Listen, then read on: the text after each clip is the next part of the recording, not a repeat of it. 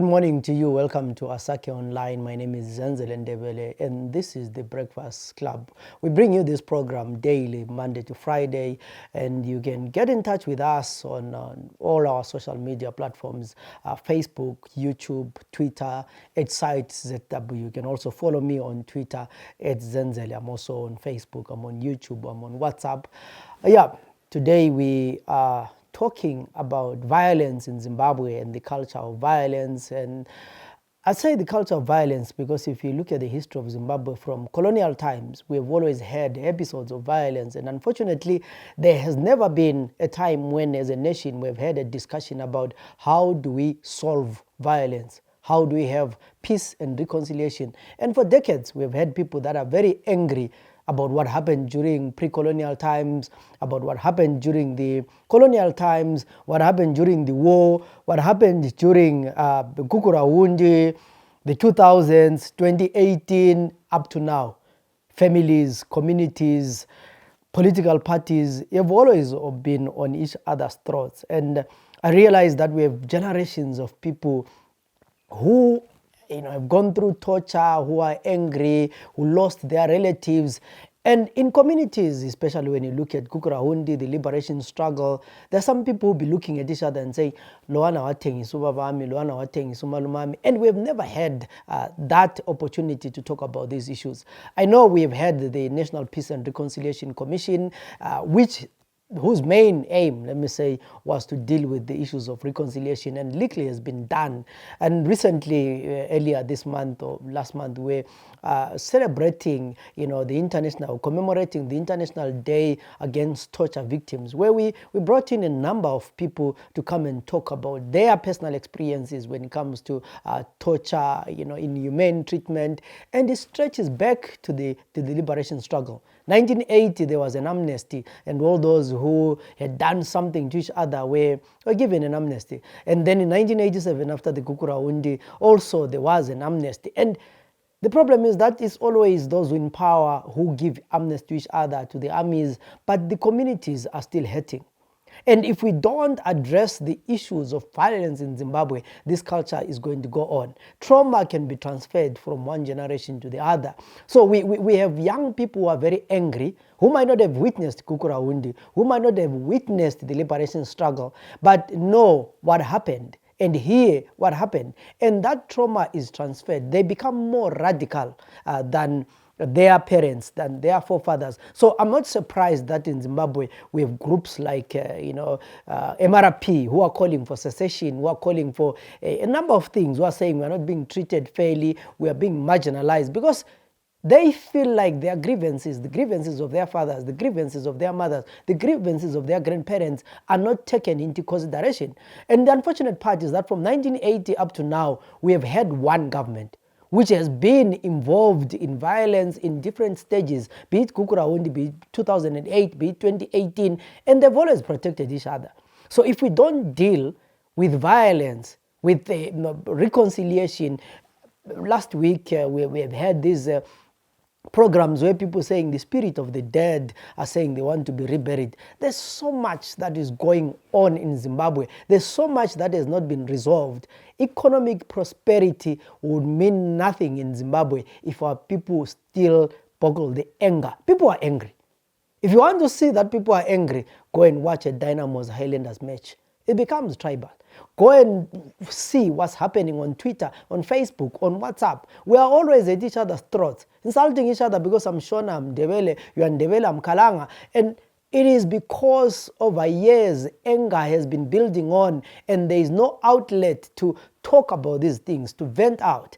And this program today, which is going to be part of the many series that we are going to be talking about, looking at peace building in Zimbabwe, looking at the issue of transitional justice. We are talking to victims of torture, or we are listening to the stories of the victims of torture, telling about their experiences and how they've been bottling up all this anger over the years. Izaga 29 verse lesibili ithi yona lapho kubusa abalungileyo abantu bayathokoza, kodwa lapho ababi bebusa abantu bayabubula.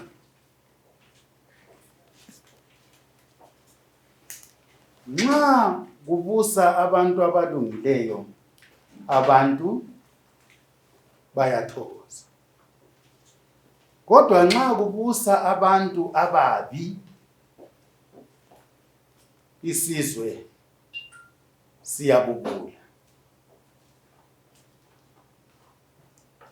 Ukuze sibe lapha ngelanga lokukhumbula ama-victims of torture, umhlaba wonke jikelele, ngabantu ababehlukuluzwe ngabantu abalamandla kulabo ababusa those small spaces and places. Abanye babusa ngekhaya, abanye ezigabeni, abanye ezinkonzweni, abanye emazweni, abanye kuma-continents, abanye globally. Kodwa nxa umuntu omubi eku-authority asilibonanga silibonanga,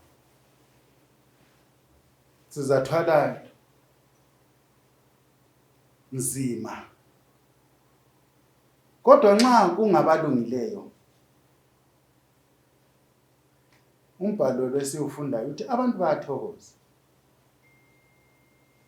Ukuze sazi ukuthi abantu esibakhokhelayo sibakhokhela kuhle, sibona ngokuthokoza kwabo, kuyasitshengisa ukuthi ayisilungile. Kodwa ungabona abantu esibakhokhelayo begrowna, every day they are growing, they are complaining, they are crying, it speaks to how we lead them and or how we rule them. Sibaphethe njani. Ungathi uphethe abantu zabantu bekhonona bebubula, you are a bad leader. Kuyabe kubusa omubi. Kodwa nxa umuhle, abantu bakho bayathokoza. Proverbs 29 verse 2. When the righteous are in authority, people rejoice. Ngithemba lathi siza ku-internalize going home. Ukuthi nxa abantu abalungileyo beyibambe esidukwini, bebusa, abantu bayathokoza. Kodwa nxa ababi beyibayibambe esidukwini, abantu bayabubula. Kulento esimejwe emhlabeni jikelele uthiwa i-happy index and sad index, ukuthi ilizwe elijabula kakhulu umhlaba wonke yiliphi, elidane kakhulu umhlaba wonke yiliphi. Khonokho kuzalitshela. IFinland ingunumber 1.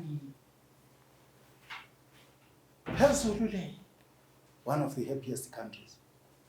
IZimbabwe unumber 3, uvela ngale. Siyakwazi ukuthi ilizwe lethu selile over 42 years. But umkhangele khona lapha abantu abakhona, silabantu ababekhona belwela ilizwe abathothwayo. Silabantu abalwela ilizwe abathothwa after sebelithethe. Silabantu lanamhlanje abalokhe befuna ukuthi ngaye baba lenkululeko kodwa belokhe behlukunyezwa. So ngamafitshane sithe sibize bonke abantu who went through that. Mina ngikhulumayo ngu-Ernest Malanda umoya. Umleli wenkululeko ngisejele. Ungamangala ukuthi umleli wenkululeko ngisejele njani. Bakikho kwenzakalayo. Bakithi inkulumo ekhulunywa lapha, I was touched inkulumo kamfundisi.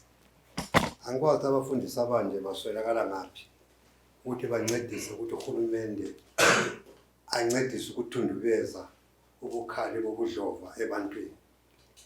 Uhulumende akwanise enelise ukulola ukuhlumula abantu phakathi kodumo lokudla.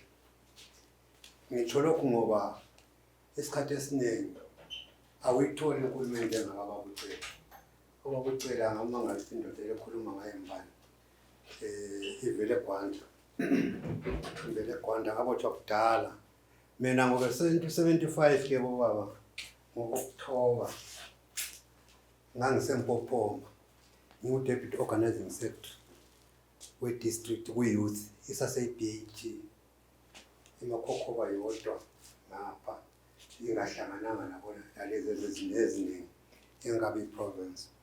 And ngaleso sikhathi sasilamajaha amaningi ayefuna ukuhamba ngalesa sikhathi kwakufuqa angikwazi kuyini kwakusifuqa sasifuqa ngesingakwaziyo sifuna ukubulala ikhiwa singakwazi zabulala ikhiwa elizathi selibulele libe libe ngcono kulalo khona kathesi sasihlangana lapho esihlangana khona sikwanisa ukukhipha abantu bahambe baye lapha babesiya khona mina ngangikwazi but ngakwanisa ukubakhipha bahambe kuhamba amajaha amaningi kakhulu and i-system esetshenziswa ngamakhiwa ayekulandela uphuma phandle uzuye phenduka lapho ongena khona isikhathi ongena ngasendlini la nxa ufika ukuchime phandle bakubamba amajaha special branch ayikhaliphe kakhulu okwedlula engubona kathesi ngithethe lapho ngasiwa eRoscamp ngathi ngithathwa ngingedwa khonapho bona bengu3 bafaka lokho esasithi ngumakhumalo ilembe limnyama ukuthi ufotsho base bekungenisa eJibhini ngabe ungenisa eJibhini ngabe ukuthatha uphume endlini kabakhulumi lutho bakhuluma ngani umuntu ozaphenduka kathesi akuya kathesi akulento ngani siyayibuza sifuna ukuyidinga usuphuma kuhamba ke bese bekungenisa kumakhumalo uzofuqe ngaphansi kwamabhenji anti amajipi ama-Land Rover leSanskart ayilamabhenji ayingalazitolo ayilamabhenji okufuqele ngaphansi nxa ulomnyama uzahlangana lomunye nxa olamnyama bazabhoda bedinga abakudingayo mina ngathi ngabotshwa ngama-10 but ngathi ngibona sengena ngizakwazi isikhathi bangazabona ekuseni ukuthi ngisendaweni engingayiboni egcwele igazi idulu yangikhona yonke yabile igazi nxa umfana wakhona efika uyafika khona lawo ngijabule fela khoma lawo uyabuza ukuthi sithe angapha ama-terrorist ngubani obabophileyo angakwazi i-terrorist kuyini kanti i-terrorist batsho mina angithi uyabona ngathi ayanyazi into ekhuluma ngayo ngathi awuzakhuluma awusadlala uzakhuluma uyalibona igazi lonke litsho ukuthi la uzaba njalo uzafana lakho lokho bangithatha-ke ngahlala-ke kwaphana iviki angaphambanisa iviki ngazingananzelela after 3 days ukuthi ngisestocks camp yakuthi ngisestocks camp kunomkazana owadlulayo konpa usebenza khonapho ebizana nomunye ngathi lapho se-Rose Camp la ngoba i-Rose Camp ususiya ngale ngaphansi ngale eVID ngemuva ngale lapho kwakubonakala khona ukuthi uchaza umuntu kwesikhathi uchaza umuntu empideni yabo sebehlanyela la ukuthi uchaza umuntu iduzane labo khona lapha bona phakathi khona phakathi ezindlini zozane ezingabonakaliyo ahlala isikhathi njengoba kuthiwa nje isikhathi esifitshane ahlala isikhathi esifitshane soleso bayabhula amajahalana nxa ibhula abakuchaya usozibabone bayaphuma bahamba uchaye ngabanye lawo zekhulula kube ngani sebelunge kakhulu kulo jaha wakuthiwa kondlovu oqatha nangasithi usenza ureasons kade lisayikhi ko reasons abanye abakwazi o-reasons kokusesaveni kwaphana lapho kwakusenza khona amajaha amaningi amajaha lana ayesebenza ezitolo esebenza emagarajini esebenza virtually everywhere kuthi after a week ngasiwe eDannington it was still 75 inyanga engapheli ngasiwe eDannington ngisiwe eDannington lapho ngabona khona into emangalisayo ngafakwa ngedwa isitokisi zami ngibona zingu3 ngangisekwe sesenta esesenta singani siyabona ngijana iportion engapha lengale eceleni engabona khona umunye ujaha owabuya efakwe amaketani hamba ekuthula ngamaketani efakwe ngemuva ngapha base beremarka bethi lelana ngithole lombe kwathiwa mbani umfana lo obehlupha obophiswa umkandla lwana ya ujaha lwana ngambone ngena ayekhanye ehlukuzekile mina ngikhangela kulesikhala isivalo sathi lesikhala esincinyane obwenza ubone phandle uthe kunjalo ke thina lapho ekwakusenzakala kimi ngaleso sikhathi ngaqeda iviki nginganathi but angizange ngife ngoba ngingagcina sensejele ngaqeda iviki nganathi ukudla vele kabakhulumi ngakho lesikhathi sokuthi uphuke ukudla uzokukhala emabhimbi babejikela khona wesezana phe after a week sahlangana amajaha amabili saphiwela esivalweni sebhimu esifuna isivalo sebhimu safakwa phana kwakule ndumba kule lesithwala hayi sasiphekwe kuhle sadla khonapho amanzi sanatha khonapho sabuyela for another week. The third week sesiyaphela bangithatha bangisa eMatopo nakwazange bekwazi ngeMatopo engahlala khona i1 month eMatopo. eMatopo ngihlala ke isikhathi esiningi i-first week yangkhona ngangifakwe ama-leg irons engeniswa phakathi kwensimbi esitokisini phakathi lapha.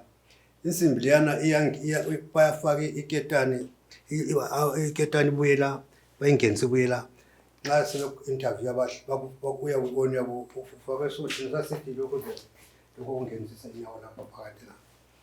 Then ngahlala ke 2 weeks khonapho benditshaya besenza abafunayo. Hayi laba bantu abathi kuyatshaya kathesi bayaxoxa bachaya amajakalana ababekwenza kakhulu babesebenzisa i-fan belt. Uyayibona i-fan belt yemoto babethatha i-fan belt leyana wena uthe izinyawo zithe bazilungisele nje uzazulu cheme wenzokwenzayo konke bazabe ngalandawo betshintshane nxa bekuchawe njalo ke babe buya ngathuthu nxa uphendula omunye uyakubuza omunye uyakufaka isicathulo yiko bokusenziwa. After a month then sensiye eMatopo lapho ngahlala khona noNelson Stanley. uNelson Stanley sahlala 1 week singakwazi ukuthi sindawone. After a week ukudla sasizwa ukujikela eBhimu uStanley wasekhwehlela hayi njengoba noNelson kuthe ngase ngibuza mina ngabo umfana lo ongicindile khona kuthongo koncube mhlawumbe nguPhilip angisabazi kahle Philip Ncube kathi ndoda lapha kungaphi lapha ngisenze uStanley angizwe ngikhuluma kodwa ubuzelani athi hayi ngithe lapha kungaphi kodwa ubuze ngathi lapha kungaphi okwesithathu wathi usuhlanya uStanley wasekhwehlela. uStanley wayefaka kwesinye isitoko sesingale kwakhona.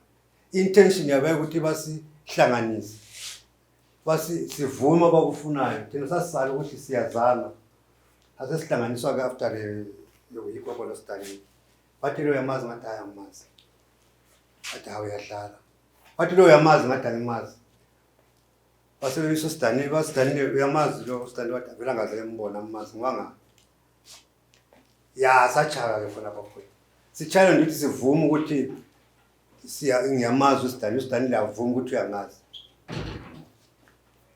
sachaka sahlala khona lapho lapha ngisaqedwe 1 week lapho futhi singadli ukudla kufakwe eBhimu. But ke sasilenhlanhla ujaha owayesigcinile wayebuya lona ngikwazi wayevele kokusemoyeni wakhe wathi ungatsha u7 azehlala nje ekhoneni khona lapha engani usigcinile sizinews khona bodina eceleni khona sile interest yenews kakhulu. Suka lapho ke sahlala iviki esithathu sokusiyaphela inyanga sathatha wathiwa lenkani sasesiwa eGrey sokuthi ibulawayo ibulawayo prison sahlala 2 weeks waphana sasesiwe khona mara sasesiwe ewawa lapho sahlangana khona le ndoda leyo Themba ngesahlala ndawonye. Funny, what is interesting ngale ndoda yayisenza sigijime mina la sasigijime ekuseni kakhulu siphakamisa ilitshe yabona manje sesikhohliwe sasibamba ilitshe sosiphakamisa ilitshe lena sasitraina ngalo ilitshe siphondele.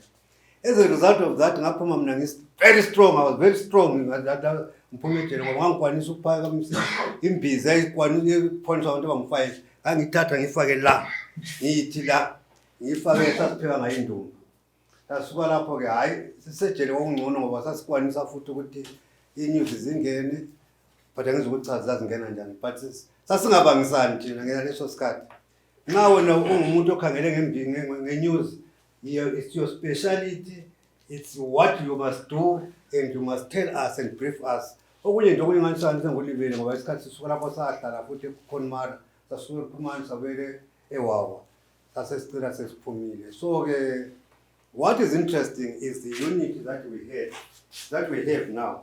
Thina vele zange sibele unity.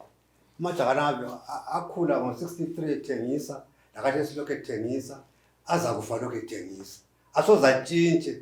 This is why silama conflicts wonke lapha ekhona aqala ngo1963 singasabuyele emuva phale kathana abadala bethu ababekwenza olala phansi wathi for but ngo-1963 bedala leyani into kwathi ngama-conflicts right through and I've never seen mina ilizwe elingalandaba lokulungisa i-conflict yakhe akula khathesi uqambile ijaha leli ndebele ukuthi uthe kule NPRC ngabona ngiphakathi wayo akulungiswa lutho kuyaholiswa abantu imali abakhulu baqatshwe baphiwe izikhundla baholiswe uJohnson Mkanzozo wafe batshele lizaze liyephuma la ngizaze ngife singenzanga lutho la kade sasenzi lutho lokho sikhona kweMPRC sike sathi ke last 2 weeks or last month sahlanganiswa sibizwa ngomama bese sitshela into zabo mama sitshela ngento lezi ezinyangani izintsha siyathula ke sibukele silalele amajaha amabili angavumelana lami ukuthi siyathula sifake sikufakayo but iqiniso likhona ukuthi ama-conflict abelizwe kalungiswa ahlala enjalo azahlala enjalo. Mina igama lami nguVivian Sisi. Maybe abanye babake mbone isikhathi esiningi kumaZipra ngiyakuwa khona futhi la kumaDetermines. Mina into lezi zokuthi ngingene kwezombusazwe ngathi abantu abasi-inspire kakhulu mina ngincane kwakunguDawudi Mabuza la kuMandulo emakhaya. Ngangimncane ngangisenza into lezazo ku-eavesdrop sabekhuluma ngabonkomo ngokukhuluma ngokubusa kwelizwe. So kuyinto lokhana kwahlala kukhula plus lekhaya saba lenhlanhla kwakule radio sasivule radio Tanzania radio Zambia uMozambique le bengakathathu. So uthe sengikhulile laphana sensenelisa nokuzibalela especially sense secondary school uthando lwami lezombusazwe lwakhula lalo. Kuthe ngokukhutshwa kwabadala ngo-1974 ema restrictions kwahle kwaba nomoya ukhulumela ubaba uMalana. So ama-radio singabafana besikole wawuficana iziqumbi laphana kulalela ama-radio iziqumbi laphana lalela mostly i-radio Zambia. Sabe sithi manje singakwenza singenza njani kumele lathi sijoyine indaba lathi sikhulule ilizwe. Sa-organizer ngathi first batch kwakumele ngihambe labo maphekapheka noTong Endlovu labanye banjhiya ngathi hayi ngivumi banjhiya. Ase kwaba lenye futhi second batch yahamba kwathi sesiba yi-third thina into embone ngathi senginanzelela afterwards yabona nxa usesengumntwana uyiliterate endaba lezi security kuyahlupha.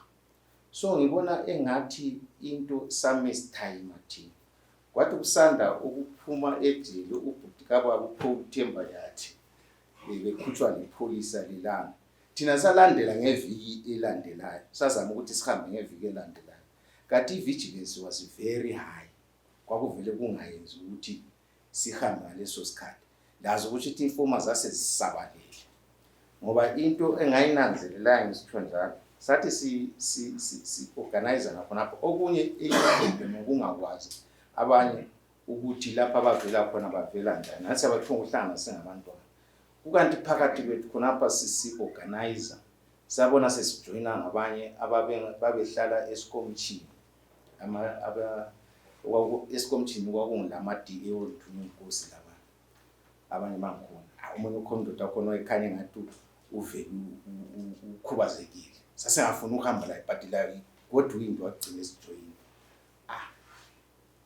saba silungisa siyagada ibhasi laphana sithe sigada ibhasi laphana sahamba akusesijabule lapho ukuthi hayi sesihambe sesiyajoyina kodwa ugadeni wethu ibhasi lapha sihlala ebhasini sasehlukene azange sihlale sibe ndawonye lapho ngibona khona ukuthi information babelayo and they picked the right information baphambanisa nje abantu ababili phakathi kwegroup yethu eyayihamba ku-road block kwakule omunye umkhiwa babesithi uFrancis Onotongo kwakulama special branch ozimpudzana abanye babemisa ibhasi uphela ndaba number 25 babengena phakathi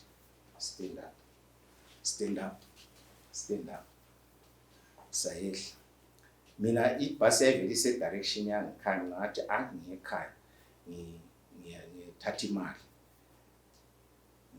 eyesikole umuntu waba lenhlanhla is late kathesi kuthiwa ngubani kwathiwa nguCosmas Ncube has been very active elabo Endrondlovu lapha ngama 2000 ngiyakhohlwa izwe lapho ukuthi babesithi ngubani sengikhohlwa izwe lakhe lempilo uCosmas Ncube wamekela wangena phakathi wahamba wasithatha sayafika laphana safika kwakuyi Friday ngoba thina sasitime ukuthi vele sihambe ngeFriday okwenzela ukuthi bangasidingi esikole bayirealize very late thina sesikhavile iground enene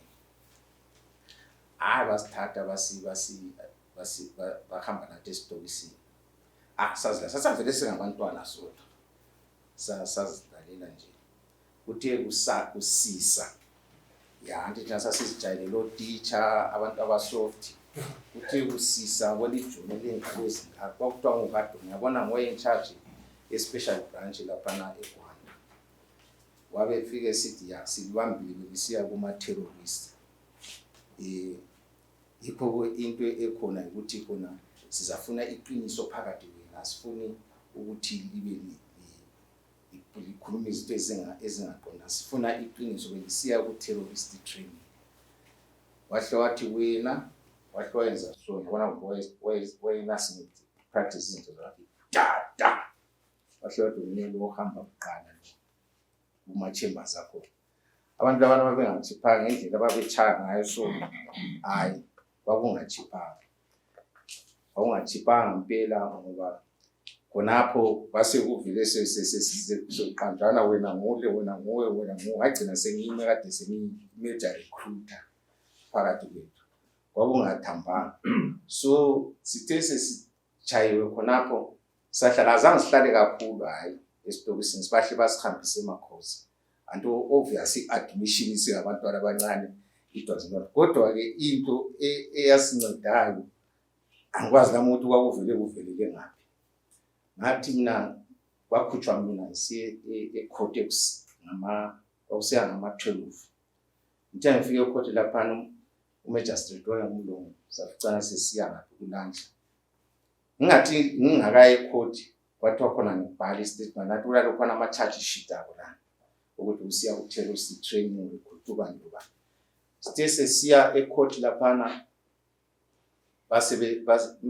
ngafica ukuthi sebesiya kulunch bambisela esitokisini kwabanye bami lapha ngingathi ngakaye eCortex rather kwathiwa ngibhale istatement sokuzidefenda ukuthi wena uzidefenda ngayiphi indlela ukhulekile ukuthi ubhale lokho okubhalayo mina ngase ngikhetha ukuthi ngabhala ukuthi thina besisiya esikole sisiyalanda imfundo ephezulu abadala bangasoze babhadale imali ngafika ngabatshela labana esitokisini lapha kade nginabo mina ngapha ngibuya si-interview ngama-lawyers laba bako-Lazarus Safa labanye ema-statement ami lana engakapheli nami ngisabhayiza nami sengakajayela izinto lezi ithe sebuya ama-statements lana konke kumbe kwakuyini indictment kumbe kwakuyini nge-legal language yabo umkhiwa lana wathi we have done a very good statement lapho ubhala istatement esihle kakhulu istatement lesi yiso esizawukhulula wena ngabe ufike ecourt ufike ukuthi I plead not guilty ngalandela njengakhonoko la so amajaha lana kwakulo Sithokozile Dengu Tonke Sayishile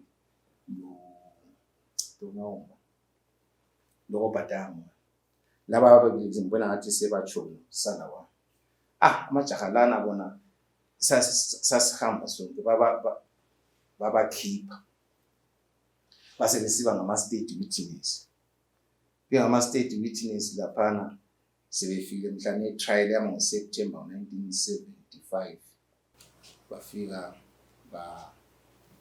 banika ubufakazi bachaya exactly konke ngibachaya engikhulume ngakho hayi to be honest akulanto enye istory sabakhona kwahle kwathiwa bahle bathi hayi azange sitshona kusiba nama-arguments it was just very brief it is uthiwa buya next week was acquitted ngisuka lapho ngi-acquitted mina ngisithi hawu sengihamba fika ngale kuthiwa akukhuluma kuhle sibili language emnandi sibili kodwa abanye bakho sibanikile ama-warrant sebehambile emakhaya lawe sisamnathi lingehlise lapha ngiyakwazi lapha engiza kuya khona abathi hayi uzafika u-officer in charge ngale uyabe ufuna ukubona ukuthi akulungiseke izinto zo. Uthe sifika khona ngale ngizothi akhiphe izicathulo aphela amandla khipha izicathulo abemvalela lapha. Kwakuyi-Friday, ngahlala Friday, Saturday, Sunday. Ngithe ngikhonapho phakathi phela amadoda lana e-special branch ayehlala engabantu abanjani abamele ukuthi la nxa uthe uphume discharge kumele ukuthi omunye wakhona kumele ukuthi azabonakala ukuthi uyasebenza ayenelisi ukuthi agcine ku-covetile wavuma ukusulecala. Indoda nawe kuthiwa nguPhilip Ndlovu wathi ukukhulume mina zakukhulumela emakhiweni bangaze wathi mina ngathi amakhiwo ukhuluma ukuthi angilabo ntokazi wawesithi asakwazi ukuthi akhulumele eceleni njani impama yakhona cha ngempama wathi kwathiwa wona vele sizakuthatha sekubulalela khonale eZambezi Valley. Uthe ngifika lapha naphezulu ngificana umkhiwa lwana kwangalamakhiwa kwangabantu abansundu kodwa iSunday ngoba kwathi khonapho eStokes sasidla kanye lapha eCentral sasidla kanye ngelanga lokudla kwakhona kwakuhle nje ukudliwa kanye ngelanga. So bathe befika laphana bazisithi khona ayenze ngathi uyangizwela kakhulu athi pho ihlo wami uyanga umama mina umama wakho bathi ukuzala bakithi ukuzwela sibili ukuthi abantwana sebelahlekile ababembalela i-detention order 30 days eGrey. Ngahamba laphana hayi eGrey prison hayi kwakungekho kunye of course kule psychological torture yakho ukuthi uyabuhlezi kwampana kwesikhathi la amabhuna kwampana bazenzisa ukukhuluma ilanguage engaqondanga ngoku discourage ukuthi la nxa uphuma ungazagcina usiyanda. Ngahlala i-30 days lana yaphela kanti i-detention order basebeyilungisile indefinite. Ngithe mphuma babanginiki warrant bangishiya kuphela ndaba fike phela ndaba ngathi ngiyabuyela esikole bahle badaya umkhiwa lona uheadmaster wesikhiwa lona wahle wathi hayi wona vele into wayevele uyenza ayise asosibe sisakugcina lapho. In fact wayesefuna ukuthi abiza amapholisa ngathi hayi mina ngiphi condition yokureport once a week. Ngithe ngisekhaya ngiqedanga even a week babe kuye special branch futhi lapha abanthatha bangise wabo lapho engahlanga khona labadala laba labo kumalana sasi abancane size yami ngibona unkamba ezapho sasenguthu mina lo Francis Chirimuta sorry sase labo Christopher Sendwe Mdadlanyana lo mina wathiwa Milton Ndlovu nabanye labo sahlangana kwamba bakhona yikho ekuhlaleni kwethu khonapho kwaba nabanye futhi babuya amakanthina sasile interest yokufuna isigerila so kwase kusizo makhetho oJiyani obani all of them are late. So ngabantu abasimotivate kakhulu even sibotshiwe mbone ngathi mina ngendlela esasiyona loba kuthiwa sihlangana nabadala labo mina azasurrender mhlawumbe istrike kodwa ngizama ukutshenisa ukuthi kuya kube lenqondo ukuthi abantu labana ababotshiwe babekhanya ngathi ba-useless ukuthi banjani babebotshiwe besebenza baphinde bathi sebephakathi babe ngabanye abamotivator abanye abangenele especially abancane. That's why mina ngathi ngiphuma zangihlale ngahle ngahamba ngayijoina i-armed destruction ngathi ngoba nje semphenduka ngale ngabuya la ngangena esibuthweni hayi le i-post independence okunye though mina ngazange ngibotshwe hayi abanye abami bathoshwa ngezindlela ezingaqondanga on suspicions ezinye izinto ezingancedi lutho ngendaba ukuthiwa isi-dissident. Yikho mina umuntu obala othi lamhlanje ngikhuluma balithi dissident ngizwa engisabisa kakhulu ngiyaba sengibuza ukuthi nxa umuntu esithi dissident especially umuntu wakule i-region utshoni ngoba kutsho ukuthi khona ukwana loneli bala phela laqeda abantu le genocide eMatabeleland. So umuntu lwana kutsho ukuthi nxa isitshonjalo uyabe ngumuntu ohappy ngento leyana yenzakalayo ne-genocide. Ngiyakhumbula kwakwenzakala beqabana okhuphe umngcwabo kwaTsvangirai.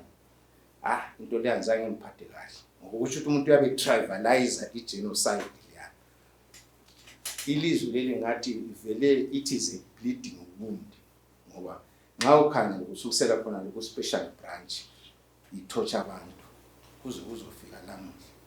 In fact into ekumele siyinanzelele ukuthi umuntu ongenayo embusweni ikuya ngihlale ngixoxa nabanye ngithi is very necessary ukuthi silalele umuntu ukuthi uyangaphi inkulumo zakhe lezenzo zakhe, ngoba into enginazelayo ukuthi umuntu nxa esengenile embusweni the next thing ayikhangelayo ukuthi how is he going to retain himself in power, kumbe iphathi yakhe izahlala njani ku-power. That's why umgabo wabo wa-inherita i-state apparatus. Le nto nale simele siyinazele singacabanga ukuthi sibe le excitement kakhulu sisekela abantu kumbe abantu bona abantu bafuna ukungena embusweni sibabukele sithi hayi esilongu sizakhiphizana. Yena la ama-methods asetshenziswa izanu lamuhla.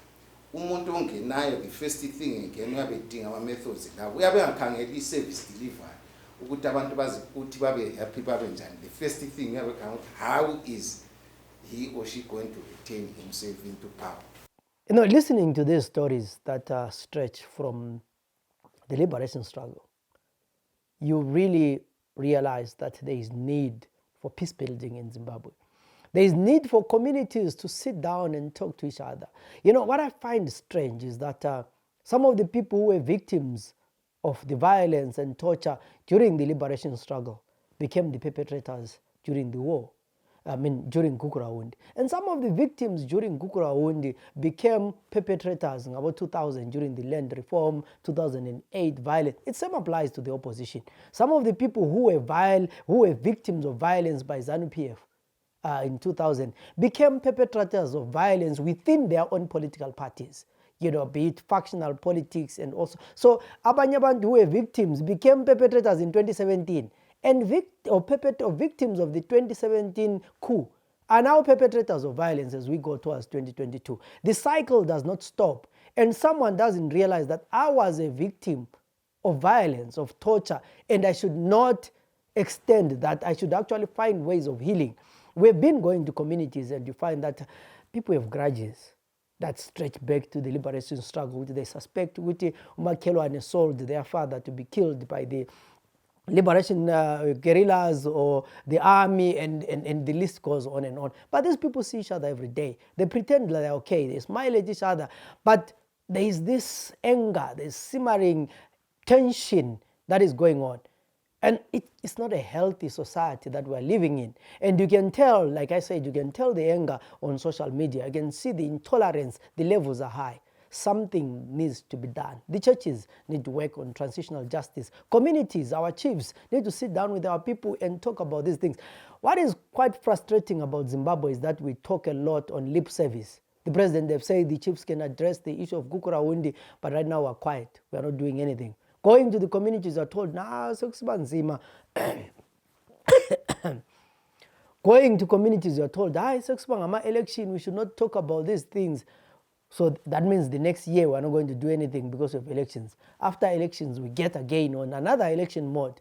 So we need to do something. The National Peace and Reconciliation, in its form as it is, imperfect as it is, it needs to do something because our people are suffering. There's a lot of anger in our communities. My name is Zenzele Ndebele. Let's meet again in other programs. Have a good day.